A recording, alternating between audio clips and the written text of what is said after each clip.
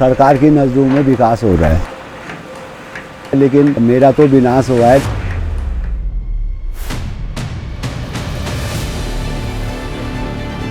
बागेश्वर की राजनीति को खड़िया ही प्रभावित करती है।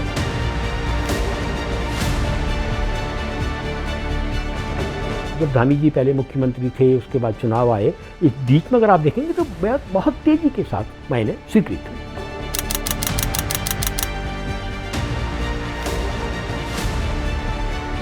इस खनिज को बहुत चालाकी के साथ उप खनिज बना दिया गया। ये था करप्शन।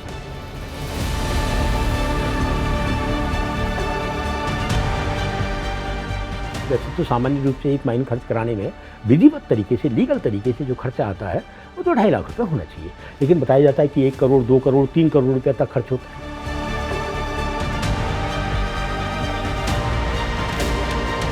ये धंधा नहीं बल्कि एक गोरख धंधा बन गया। खनन में जो लोकल के लोग हैं वो तो 5 से 10% के पार्टनर हैं। 50% से अबव के पार्टनर जितने भी हैं वो बड़े उद्योगपति हैं और बाहर के लोग हैं।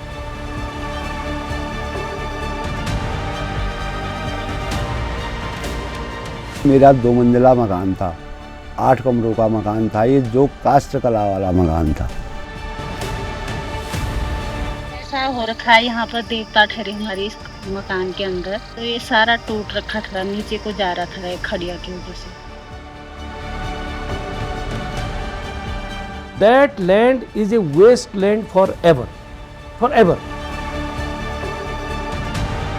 इन 40 सालों में इतनी बड़ी कंपनी खदानों में क्या एक भी मजदूर नहीं मरा होगा?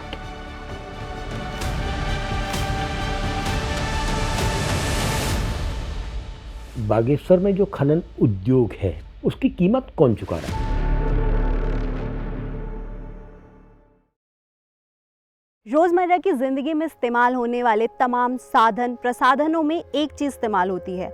हम रोज यूज करते हैं, घरों में डिटर्जेंट पाउडर, पेंट यूज होता है दीवारों को पेंट करने के लिए, आई शेडो, ब्लशेस, इन सभी में एक चीज कॉमन है, वो है स्टीएटाइट यानी सोपस्टोन, जिसे अगर हम स्थानीय भाषा में बोले तो खड़िया कहते हैं। वही खड़िया जिसका भारत दुनिया में सबसे बड़ा प्रोड्यूसर है। उत्तराखंड की बात करें तो यहाँ के बागेश्वर ज़िले और पिथौरागढ़ ज़िले में खड़िया खनन होता है। मेरे पीछे आप फ्रेम में देख सकते हैं, ये जो एक बहुत बड़ा पहाड़ आपको दिखाई दे रहा है, ये कोई बर्फ़ का पहाड़ नहीं है बल्कि खड़िया खनन है।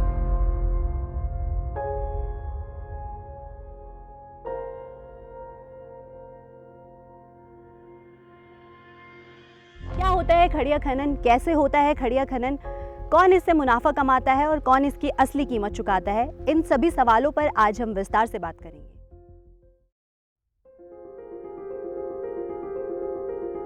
बागेश्वर में शायद 1974-75 का साल रहा होगा, तब तक हम लोगों के यहाँ जो ज़मीन होती थी उसमें कहीं अगर सफ़ेद सफ़ेद मिट्टी दिखती तो हम उसको कमेट कहते थे, और इस कमेट को हम थोड़ा खोद के लाते थे, घरों में सफ़ेदी करने का काम वो करता था, छाप देते थे तो घर हमारा सफ़ेद हो जाता था।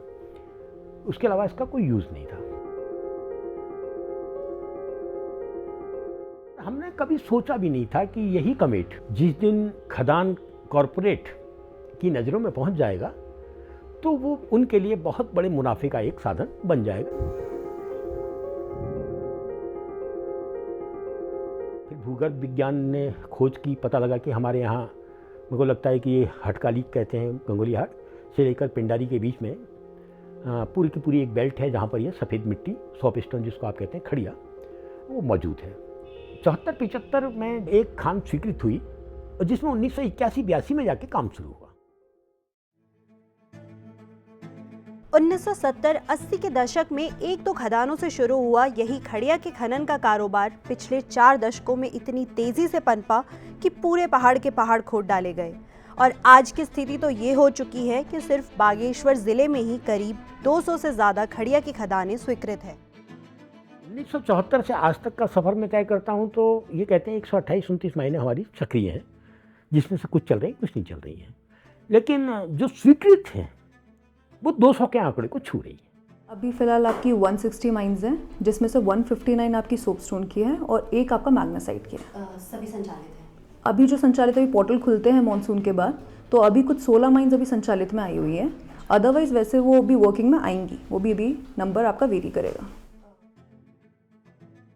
पिछले 4-5 दशकों से चल रहा खड़िया खनन का ये कारोबार बीते कुछ सालों में अचानक से तेज हुआ। स्थानीय लोगों का आरोप है कि पुष्कर सिंह धामी के मुख्यमंत्री बनने के बाद कई खदानें स्वीकृत की गई और इसके साथ ही खनन के नियम तक बदल दिए गए। खड़िया को खनिज से उपखनिज घोषित कर दिया गया, जिससे इसकी अंधाधुंध लूट का सिलसिला और भी तेज हो गया। जब धामी जी पहले मुख्यमंत्री थे, उसके बाद चुनाव आए, इस बीच में अगर आप देखेंगे तो बहुत तेजी के साथ मायने स्वीकृत हुई। अब आप कहेंगे कि राज्य सरकार स्वीकृत कर रही है। हाँ, उत्तराखंड में खड़िया की माने राज्य सरकार स्वीकृत कर रही है। क्यों? क्योंकि आपने इसे बहुत चालाकी के साथ खनिज से उपखनिज बना दिया। वैसे तो उपखनिज रेता होना चाहिए, जिसको चुगान में उठाने वाली चीज़ें होनी चाहिए।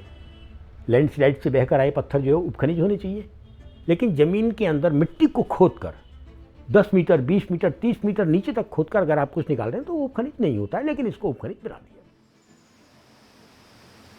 यहाँ जो सबसे बड़ा सवाल आता है वो ये आता है कि खड़िया को बहुत चालाकी के साथ उपखनिज बना दिया गया। ये था करप्शन। ऐसा करप्शन जो खड़िया कारोबार के चारों तरफ पनपता है, क्योंकि पहाड़ का सीना चीर कर जो खड़िया निकलती है वो सिर्फ कुछ ही लोगों के लिए करोड़ों का मुनाफा लेकर आती है। खड़िया का मुनाफा बहुत होता है। जिस समय यह है कि खड़िया की जो मार्केटिंग करने से पहले ग्रेडिंग की जाती है, तो उसमें ग्रेडिंग में जिसको हम नंबर 1 कहें, मतलब ऐसा है कि जिसको हम सुपर फाइन कहते हैं, वो खड़िया क्या है कि मार्केट में 2 लाख रुपये से लेकर 10 लाख रुपया प्रति ये ट्रक ये बिकती है।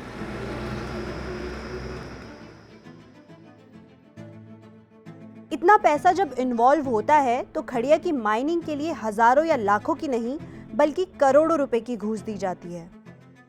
वैसे तो सामान्य रूप से एक माइन खर्च कराने में विधिवत तरीके से, लीगल तरीके से जो खर्चा आता है वो तो 2.5 लाख रुपए होना चाहिए, लेकिन बताया जाता है कि 1 करोड़, 2 करोड़, 3 करोड़ रुपया तक खर्च होता है।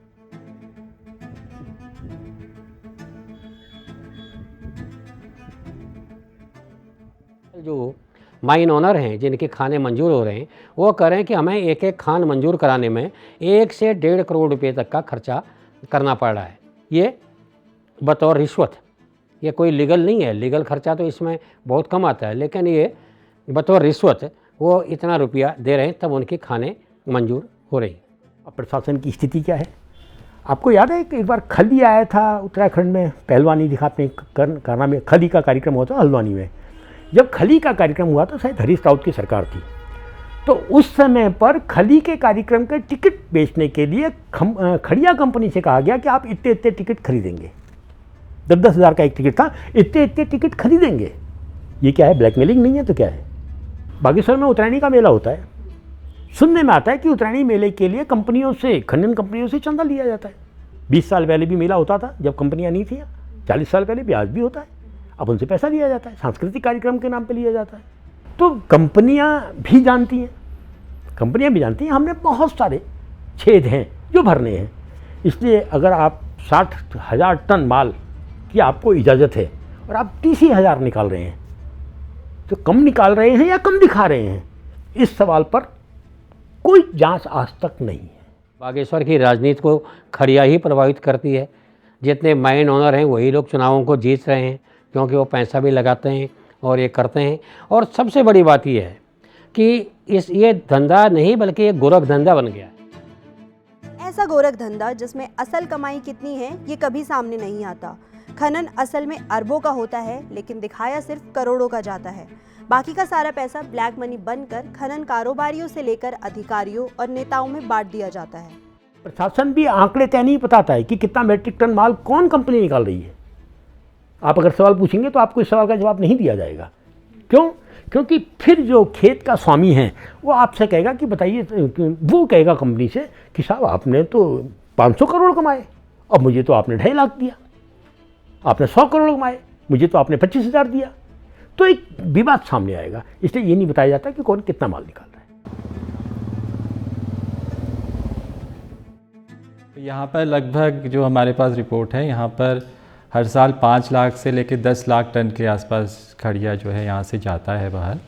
और जैसे विगत वर्ष हम लोगों के यहाँ से लगभग 7 लाख टन के आसपास खड़िया गया है। देखिए, जो भी हमारा अभी तक रेवेन्यू आया है वो कुछ आपका मैक्स टू मैक्स 30 करोड़ तक अचीव हुआ है बागेश्वर से, जिसमें मैक्सिमम आपका सोपस्टोन माइनिंग से आता है। तो हमारा जो मेनली फॉर एग्जांपल अगर किसी भी पट्टाधारक को अगर हम एक इंडिविजुअल केस लेके चलें, उनको कितना हर साल का क्वांटिटी गिवन है, उसका वो अपना 450 अगर अच्छी क्वालिटी का खड़िया है, अगर लो क्वालिटी का है तो 350 के हिसाब से वो रॉयल्टी भरता है, जो हमारे हेड में जाता है और वो रेवेन्यू की तरह ही काउंट होता है। इस रॉयल्टी में भी बड़ा खेल होता है। नियम कहते हैं कि जहां भी खड़िया का खनन होगा वहां मुनाफे का एक तय हिस्सा रॉयल्टी के रूप में स्थानीय लोगों के विकास में लगाया जाएगा। अव्वल तो खनन का सही आंकड़ा कभी बाहर ही नहीं आता, इसलिए रॉयल्टी उसी आंकड़े के हिसाब से तय की जाती है जो आंकड़ा सरकारी दस्तावेजों में दर्ज होता है। स्थानीय लोग बताते हैं कि ये सरकारी आंकड़ा असल में खोदी गई खड़िया की तुलना में बहुत कम होता है, लेकिन इस पर भी जो रॉयल्टी बनती है उसे भी स्थानीय लोगों के विकास में नहीं लगाया जाता, बल्कि नेताओं के इशारों पर उसकी भी बंदरबाट होती है। जब आप खड़िया खोदते हैं तो एक नियम है कि कंपनी रॉयल्टी देगी। वो रॉयल्टी किसको देगी? उस रॉयल्टी से उस क्षेत्र में जो प्रभावित है खनन से, वहाँ विकास के काम होंगे। तो जब ये शुरू में खड़िया आई और गांव में काम शुरू हुआ तो कंपनियां और गांव के लोग वो सब एक जगह बैठते थे, फिर कहते थे साहब इतना रुपया आपकी रॉयल्टी का बनता है, सरकारी दर के हिसाब से हमें क्या विकास करना है। तो गांव के लोग बताते थे ये नहर ठीक करवा दो, ये रास्ते ठीक करा दो, फलाने स्कूल में पठन पाठन का सामान दे दो या 2 टीचर रख दो। तो इस तरीके से वो रॉयल्टी का पैसा गांव के विकास के लिए खर्च होता था। 2017 की बात होगी और मोदी जी जब प्रधानमंत्री बने तो उन्होंने खनिज न्यास का गठन किया, यानी जो खनिज का पैसा था, रॉयल्टी का पैसा था, अब वो कंपनियां और गांव वाले मिलकर तय नहीं करेंगे। अब खनिज न्यास बनेगा जिले में, उस न्यास में आप पैसा डालेंगे। और न्यास का सर्वा कौन बनाया? डीएम। और जिलाधिकारी का अर्थ क्या होता है? जिलाधिकारी का अर्थ होता है उस राजनीतिक दल का सक्रिय कार्यकर्ता जो सत्ता में है। अगर खनिज न्यास के बजट के डिस्ट्रीब्यूशन को आप देखेंगे तो वो बजट उन्हीं क्षेत्रों में कम खर्च हो रहा है जहाँ खनिज हो रहा है, जहाँ खदानें हो रही हैं। आप देखेंगे कि सोसाइटी रजिस्ट्रेशन एक्ट के तहत जो स्कूल पंजीकृत हैं, खासकर आरएसएस के स्कूल, शिशु मंदिर इत्यादि, उनमें दिल खोल के पैसा दिया गया। बागेश्वर में एक आरएसएस का स्कूल है, यहाँ शिशु मंदिर कहते हैं, वो एक ऐसी ज़मीन पर है जिसकी लंबाई चौड़ाई अगर आप देखेंगे उस भूखंड की, जहाँ पर स्कूल है, प्राइमरी स्कूल, वो 30-35 फीट लंबा होगा और 12-14 फीट चौड़ाई वाली भूमि में कमरे बना रखे हैं, उसी में बच्चों को पढ़ाते हैं। यहाँ तो स्कूल स्वीकृत भी नहीं हो सकता है और इस जमीन भी उनके नाम पर नहीं है।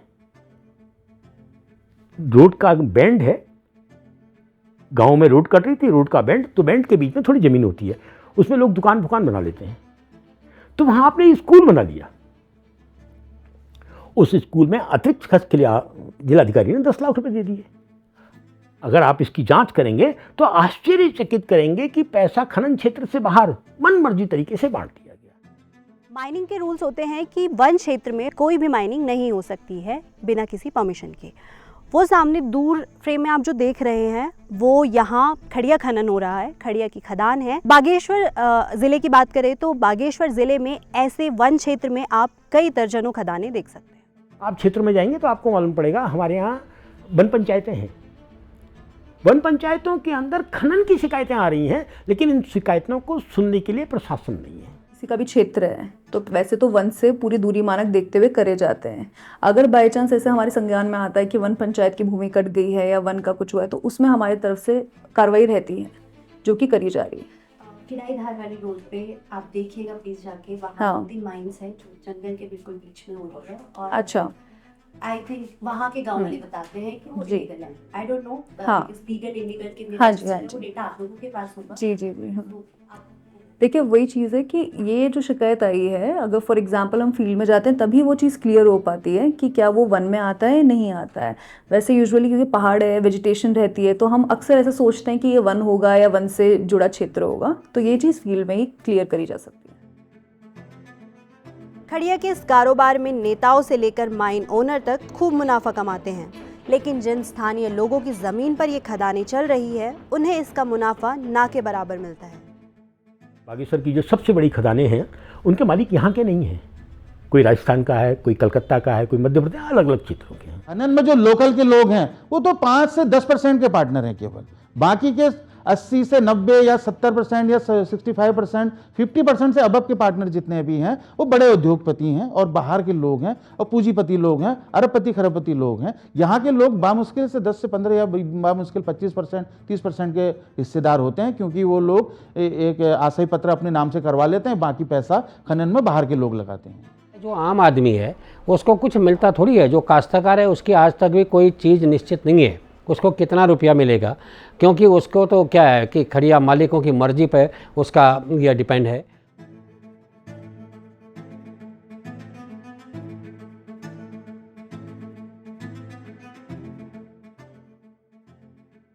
कटियार माइन जो मैं अपनी ज़मीन दे रखी है हमने, हम काफ़ी लोग हैं, एक ही मैं ही नहीं हूँ, और इन लोगों ने उसमें पेमेंट अभी तक हमें पेमेंट नहीं कर रखी है। बार बार मैं डीएम मैडम के पास भी गया हूँ और उन्होंने एसडीएम साहब के लिए लिखा, एसडीएम साहब ने पटवारी जी के लिए लिखा, पटवारी जी ने फिर हम दोनों पक्षों को बुलाया, उसके बावजूद भी पेमेंट देने का नाम नहीं है। मैडम ने ये तो 22-23 की है। बड़ी कंपनी जो है, कंपनी तय करती है कि मैं तेरे को क्या दूँ। असली भूमि का जो मालिक है, मैं तेरे को क्या दूंगा, वो कंपनी तय करती है। होने को मीटिंग होती है, लेकिन कंपनी कहती है इससे ज़्यादा नहीं दूंगा, आपने इसी के बीच में तय करना है।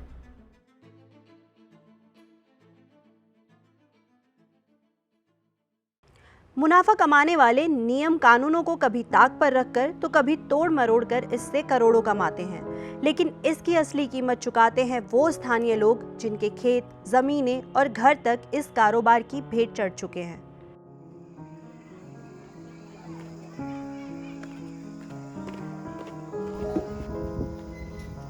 समस्या ये है, ये मेरा 2 मंजिला मकान था, 8 कमरों का मकान था, ये जो कास्ट कला वाला मकान था। सन 92 मतलब 92 से यहाँ पे माइन चल रही है। जो वो माइन चलती थी मैनुअली चलती थी, हाथ से चलती थी वो। फिर जैसे जैसे समय बढ़ता गया तो वैसे वैसे नया विकास हो रहा है। मेरा तो विनाश हुआ है, लेकिन सरकार की नज़रों में विकास हो रहा है। मेरा 2 मंजिला मकान कास्ट कला वाला जो आज टिन शेड के रूप में बना हुआ है। ये सारी दीवार टेढ़ी है, मतलब नीचे को धंस रही है, जमीन अंदर को जा रही है, कुछ स्लाइड हो रही है तो कुछ अंदर को धंस। बरसात में मैं रात भर यहाँ पे सो नहीं पाता हूँ। ये देखो बाहर से रोशनी आ रही है, ये तो गिरने ही वाला हो रहा है। पीछे की तरफ भी दिखाता हूँ, ये इधर को आ गया है नहीं तो उस तरफ टूट चुका है। जिस दिन यहाँ पिछले अभी इसी बार याद तारीख तो नहीं है मेरे को, एक मंदिर बह गया था कपकोट साइड में। इतनी बारिश हो गई रात को, मैं रात भर यहाँ पे बैठ के इस खिड़की पे बाहर देखा था। बाहर की ईंटें निकल चुकी हैं जो दिख रहे हैं, अंदर तो ये दरवाजा खुलता नहीं है, यहाँ जाते भी नहीं है। फिर हमारे देवता भी है ना, इससे ज्यादा ये खुलते नहीं है, और ये इसी की वजह से। हाँ, ये बैठ गई ईंटें चौखट, ये देखो ना नीचे डाउन। मैं गरीबी रेखा के नीचे जीवन यापन करता हूँ। मैं एक मजदूर आदमी हूँ।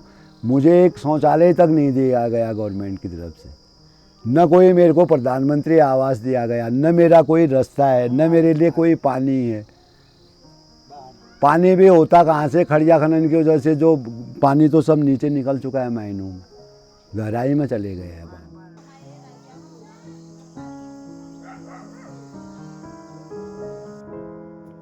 आप रास्ते खराब नहीं कर सकते, आप पानी की योजनाएं खराब नहीं कर सकते हैं। एक आदमी कहता है मैं खेत नहीं दूंगा, उसके चारों ओर खुद चुका है, तो उसके खेत में जाने का रास्ता नहीं मिलेगा आपको, तो मजबूर होकर कहते हैं यार इसको भी खोद लो। केबी माइन में जो मेरी ज़मीनें पड़ती हैं, इसमें मुझे बार बार प्रयास करने के बाद भी, जो माइन ऑनर है इनके बार बार कहने के बाद भी, हमारी जो धसी हुई ज़मीन है, ज़मीन धस गई है और उसमें दिवालीकरण नहीं कर रहे। और दूसरा सबसे बड़ी बात ये है कि वो ज़मीन आज बंजर के कगार में है, उसमें ना हमारा कोई बैल जा सकता है, ना ट्रैक्टर जा सकता है, और जो गूल है वो पूरी तरह से टूट चुकी है। उसके ऊपर से जो गूलें हैं वो पूरी टूट चुकी है। और मेरे खेतों से जो गड्ढे हैं कम से कम 100 फीट नीचे हैं, 100 फीट गड्ढे नीचे हो गए, तो उसमें पानी कैसे चढ़ेगा ऊपर। तो इसलिए मेरी वो ज़मीनें टोटल बंजर पड़ी है आज की डेट में। जब आप खनन क्षेत्रों में जाएंगे तो आपको एक एक खनन के एरिया में 3-3, 4-4, 5-5, 6-6 जेसीपी और पोकलैंड मिल जाएंगे। और जब आप प्रशासन से सवाल पूछेंगे तो प्रशासन आपको बताएगा कि साहब ये पोकलैंड और ये जेसीपी जो हैं ये मलबे को इधर से उधर करने के लिए हैं। हम जब मलबा हट जाता है, मट्टी हट जाती है, मट्टी हटाने के लिए, जैसे ही उसमें सफ़ेद सफ़ेद पत्थर दिखता है तो हम उसको हाथ से निकालते हैं।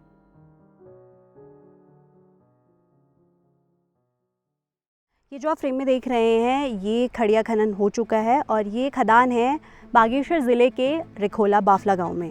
यहीं के एक निवासी किशन सिंह बताते हैं कि ये गांव वालों की ज़मीन थी और भूस्वामी और जो माइनिंग ओनर होता है उनके बीच में एक एग्रीमेंट होता है। जब वो अपनी ज़मीन देते हैं खनन के लिए तो उससे पहले एक एग्रीमेंट बनाया जाता है जिसमें रूल्स एंड रेगुलेशंस होते हैं कि कैसे काम होगा, कितनी ज़मीन खोद सकते हैं, और जब खड़िया खनन का काम कंप्लीट हो जाए तो उसके बाद इस ज़मीन को, इस भूमि को वापस से कृषि भूमि बना के देना होता है। लेकिन यहाँ खनन हुआ, माइनिंग ओनर यहाँ से चले गए और ज़मीन ऐसी की ऐसी है। आप नीचे देखेंगे तो वहाँ एक बहुत गहरा गड्ढा भी हो चुका है। ऐसे कई गड्ढे बरसात में झील का रूप लेते हैं और जानलेवा तक बन जाते हैं। खड़िया खनन की खानों में बरसातों में पानी जमा हो जाता है। कभी भी खड़िया खनन जब किया जाता है तो उसके बाद उस गड्ढे को पाटने का काम और खड़िया के खनन के जीओ में है, लेकिन इनके द्वारा खनन के जो खान हैं उनको खाली करने का काम और खोदने के बाद उनको पाटने का काम नहीं किया जाता है। लेकिन उस समय जब पानी शांत होता है तो बड़ा सुंदर और स्वच्छल रहता है, बिल्कुल नीला दिखता है। तो गांव के कई बच्चे उन तालाबों में नहाने के लिए गए जबकि वो तैरना जानते थे, लेकिन उस खान के खड्डों से, उन पानी से वो बाहर नहीं निकल पाए। उसका कारण क्या है मैं बताता हूं आपको। खड़िया होती है चिकनी, जब बच्चा किनारे आना चाहता है, जब वो बाहर निकलना चाहता है तो वो फिसल के दोबारा से उसी गड्ढे में, उसी पानी में गिरता जाता है और एक समय ऐसा आता है कि वो बच्चा जब थक हार जाता है तो वो डूब जाता है, जबकि वो तैरना जानता है। जब 1 टन खड़िया निकलता है ना तो उससे करीबन 40 या 50 टन मलबा निकलता है। तो उसका एक पहाड़ वहाँ बना हुआ है, उसको इसलिए स्टोर करके रखा था कि जब वो लोग वापस जाएंगे तो मलबे का इस्तेमाल करके वापस कृषि भूमि बनाते हैं। लेकिन वो मलबा वैसा का वैसा है, वो भूमि वैसी की वैसी है खनन होने के बाद। और जब बारिश होती है, बारिश के सीज़न में वो मलबा बह के यहाँ नदी में जाता है और पानी गंदा होता है, साथ साथ नदी भी उससे दूषित हो रही है। पहाड़ में खड़िया की चट्टानें नहीं है, जैसे चूना पत्थर की चट्टानें हैं वैसे खड़िया की चट्टानें नहीं है। आपने एक तरफ से खोदना शुरू किया, ट्रक में भरना शुरू किया। अब आप यहाँ मिट्टी के अंदर से खड़िया तलाशते हैं। 20 फीट खोदा तब आपको एक चेन मिली छोटी सी, 10 फीट या 25 फीट की, आपने वो माल निकाला। तो टुकड़ों में माल है ज़मीन के अंदर। अगर आप 1 क्विंटल खड़िया निकालते हैं तो आप करीब 20 से 25 क्विंटल तक मिट्टी को खोदते हैं, उसको एक जगह से उठा के दूसरी जगह डालते हैं। जिस दिन आपको पता लग जाएगा कितना मैट्रिक टन माल फलानी कंपनी ने निकाला है, उस दिन आप अंदाज़ लगा लेंगे कि इन्होंने इतनी मिट्टी भी छेड़ी है, उसका 20 गुना 25 गुना। फिर आप पूछेंगे कि 30 साल से 40 साल से अगर कोई कंपनी मिट्टी खोद रही है, पूरा माल निकाल रही है, मुनाफा कमा रही है, तो मलुआ कहाँ गया? ये बागेश्वर जो जनपद है वो शारदा नदी का जलागम क्षेत्र है। जैसे गंगा की 5 प्रमुख नदियां हैं, वैसे ही शारदा की भी 5 प्रमुख नदियां हैं, काली, धौली, गोरी, रामगंगा, सरयू। हमारे यहाँ के नदियों का जल स्तर बिल्कुल घट गया है। नाकुरी से जो नदी बहती आती है तो उस नदी का जल स्तर बिल्कुल ख़त्म हो गया। पहले उसमें बहुत बड़ी बड़ी मछलियाँ होती थी और काफ़ी बड़ा उसका जल स्तर तालाब थे, लेकिन वो सब आज के डेट में कुछ नहीं है, उनमें सब खनन का मलबा भर गया है। इसी प्रकार कमस्यार घाटी में जो भद्रवती नदी है उसका वो भी सूखने के कगार में है। हर साल लाखों मैट्रिक टन माल नदी के माध्यम से आप शारदा नदी में भेज रहे हैं, वही शारदा नदी आगे जाके समुद्र की ओर जाती है। यानी आप शारदा के पूरे जलागम क्षेत्र को, जो कहीं बिहार में पटना से काफ़ी आगे जाके गंगा में मिलती है, उसको प्रभावित कर रहे हैं, जबकि आप नहीं कर सकते थे, कानूनन रूप से नहीं कर सकते थे। भुंगर नदी है, भुंगर नदी में आप चले जाइए, आप उसका पानी सफ़ेद दिखने लग गया है क्योंकि ज़मीन में सारा मलबा फैला हुआ है।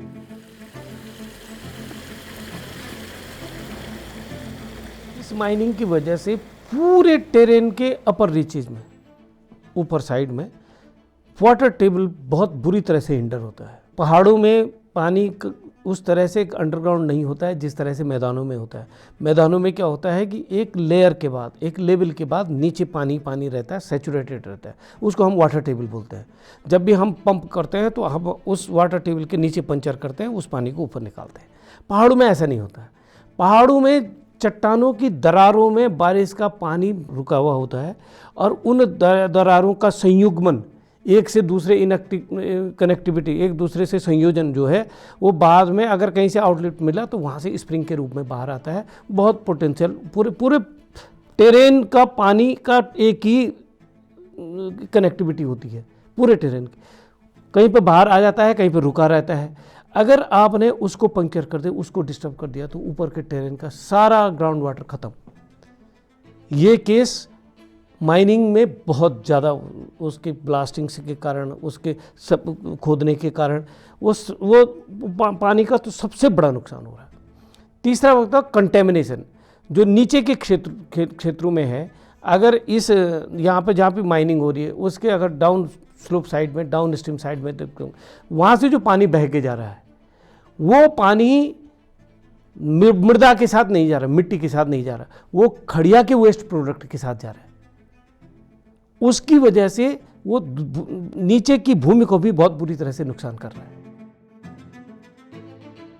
नियम ये भी कहते हैं कि खनन पूरा होने के बाद माइन ओनर उस जमीन को वापस कृषि भूमि बनाकर भूस्वामी को देंगे, लेकिन ये नियम सिर्फ कागजों तक सीमित रहते हैं और असल में वो जमीन हमेशा के लिए बंजर हो जाती है जो हमारे पूर्वजों ने पीढ़ियों की मेहनत से कृषि लायक बनाई थी।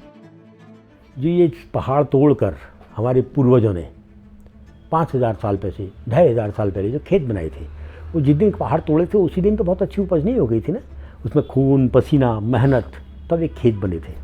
अब आपने उसमें मशीनें लगाई, खोद दिया, आपने फिर उनको वैसा उससे भी बुरी स्थिति में लिया है जो 2500-3000-4000 साल पहले की स्थिति थी। तब तो कम से कम खड़े पहाड़ थे, अब तो आपने उसकी मिट्टी को ही मस दिया है ना।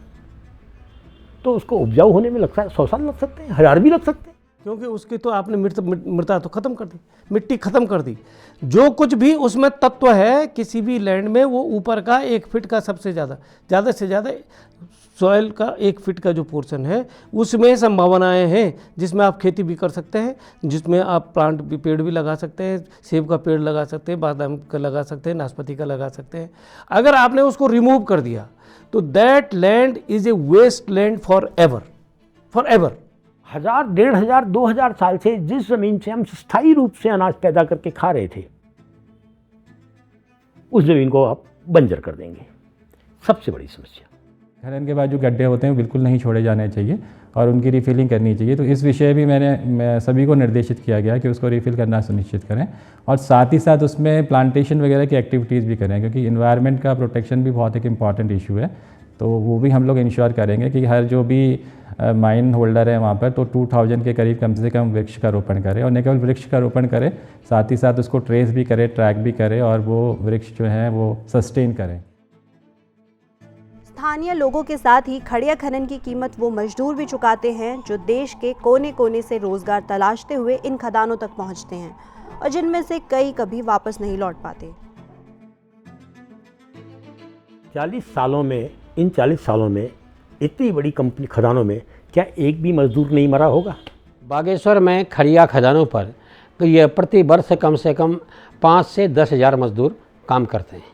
इस समय बिहार के मजदूर भी हैं, झारखंड के भी हैं, नेपाल के भी हैं और यहाँ ये कुमायूं के भी हैं, लेकिन उनका कोई रिकॉर्ड नहीं है। जबकि ये है कि खड़िया खदान के मालिक को हर एक मजदूर का एक रिकॉर्ड रखना चाहिए, उनका बीमा होना चाहिए, क्योंकि लेबर एक्ट के तहत प्रत्येक मजदूर का बीमा होना चाहिए, लेकिन कहीं पर भी बीमा नहीं होता। ये जो एक खान का मालिक मुश्किल से 10 बार लोगों का नाम दिखाकर उनका बीमा करा देता है और उसमें ये जो मृत्यु हो गई उससे मतलब ऐसा है कि उसको पूर्ति नहीं करते, वैसे ही उसको रफा दफा कर देते हैं। देखिए, अब रजिस्ट्रेशन होता है, कायदा तो यह है कि होना चाहिए। अब देखिए होता है नहीं होता है, इसके रिगार्डिंग मैंने कुछ माइन मैनेजर्स से भी बात करी है तो उनके द्वारा ये अवगत करा है। यूजुअली हमारे यहाँ नेपाली लेबर्स बहुत आते हैं एंड अगेन दैट वेरी कि वो आएंगे इस सेशन में, आएंगे नहीं आएंगे, 1 महीना आए 2 महीना आए, तो वो एक कह रहे हैं कि एक कंटिन्यूटी नहीं है उनके कार्य में। तो अब फिर वो एक मैटर है जो ना ही मेरे अंडर है और ना ही मुझे इसका क्लियर एक पंजीकरण प्रोसेस होता है उसमें, लेकिन कई जगह पे जैसे अभी मैंने भी रिसेंटली ज्वाइन किया है तो उसमें जो भी उनको लाभ होने होते हैं वो हमने अभी श्रम विभाग से भी उसकी एक मीटिंग भी की थी। तो हम लोग और भी जो भी उनको सहायता दी जानी थी वो इंश्योर करेंगे। जो बिल्डिंग एंड अदर जो कंस्ट्रक्शन एक्टिविटीज़ में जो वर्कर्स लगे होते हैं उनके वेलफेयर के लिए एक बोर्ड भी होता है, तो उस बोर्ड के हिसाब से उनका रजिस्ट्रेशन होना चाहिए और जो भी इंश्योरेंस या हेल्थ बेनिफिट होते हैं वो हर जो भी लेबर लगा हुआ है उसको मिलने चाहिए। और भी जो सुविधाएं होती हैं जैसे किसी की मृत्यु हो जाती है या वर्क में मृत्यु हो जाती है तो भी उसको बेनिफिट है मिलने चाहिए। साथ ही साथ जो उनके बच्चे हैं उनकी शिक्षा के लिए भी होना चाहिए और जो भी हम हेल्प उनकी कर सकते हैं वो हम लोग को करनी चाहिए, जो माइनिंग एजेंसीज़ को करनी चाहिए वो होनी चाहिए। नहीं, अभी कुछ जगह हो रही है, कतिपय जगह अगर ऐसा हो सकता है जहाँ नहीं हो रही होगी तो वो भी हम लोग उसको रेक्टिफाई करवा रहे हैं और हम लोग बिल्कुल इंश्योर करेंगे कि सभी लोगों को जो ये सहायता मिले।